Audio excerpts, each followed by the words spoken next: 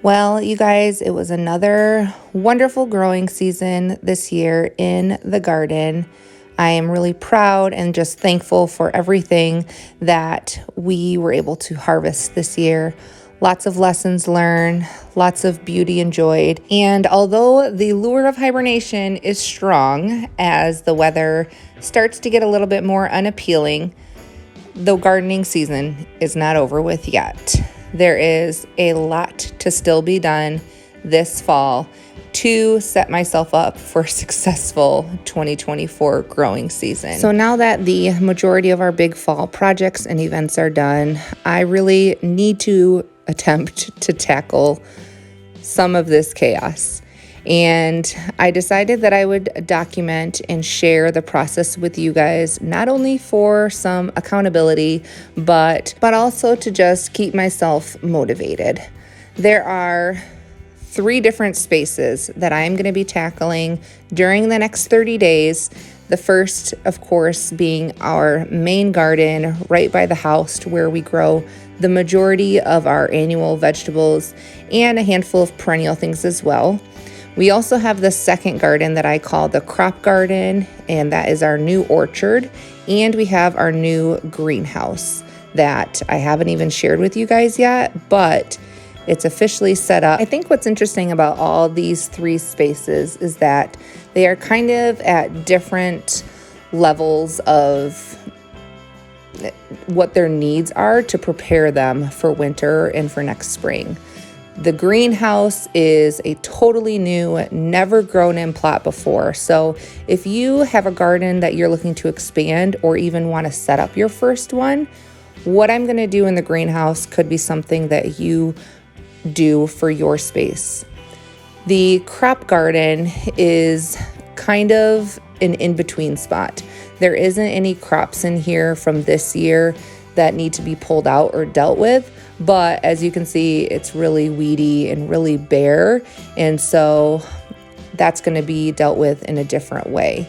And then the main garden is definitely the biggest bear out of the entire project, just because this is where I grew the majority of our food this year. So there's a lot to deal with as far as old plants and weeds and just tools and all of that kind of stuff. Now, if you have followed me for very long, you know that I pretty much tackle every project, whether it is big or small, the same way.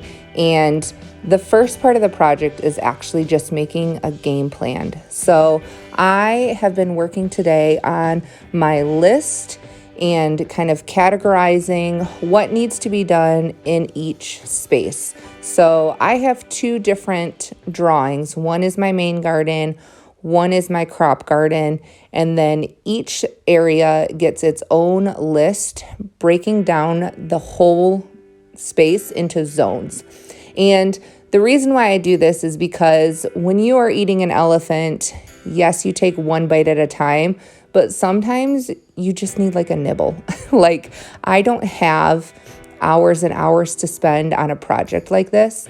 I might get 5 minutes, I might get 30 minutes. So breaking it down into not only a zone, but even into like small individual tasks just gives me so much more kind of encouragement to know that I can make progress even with little bits of time here and there. Because a lot of times I think people do hesitate to not do anything if they can't do everything. But I know from experience, doing little bits at a time, they really do add up and they make a huge difference. And a lot of times doing a little bit of stuff will just give you momentum to continue on into the more challenging or things that you hesitate to do. Now, I mentioned I'm going to do this for 30 days. Here in Michigan, Zone 5, some people would argue that I am late to getting things cleaned up for the season because it could snow at any time. It could also not snow for 2 months. So I'm not going to use the excuse of potential winter being here to not do anything. I will work as deeply into the 30 days as weather allows me to. And if it does come early, I'll at least have done something versus nothing. If you are interested in joining me for this challenge, even if you can't do it every single day, even if you just want to do it once or twice or as you have availability, I thought I would offer you guys to also have the list that I'm using, both my categorizing zones list and then just the general checklist that I made of things to do in the garden to kind of put it to bed for winter, prep it for spring, whatever you want to call it. So I will have a link in the description of this video where you can go and you can download all of those for free and just kind of have them as a guide to maybe prep your spaces as well. This list is super detailed and breaks it down into all the different things that you might want to do to prep your garden. But if you feel really overwhelmed by a list that is this detailed, just think of the 2 C's: clean up and cover. Those as a whole are my 2 biggest goals for my growing spaces. Clean up the trash, the weeds, the old plants that have died back, and then cover it in some way.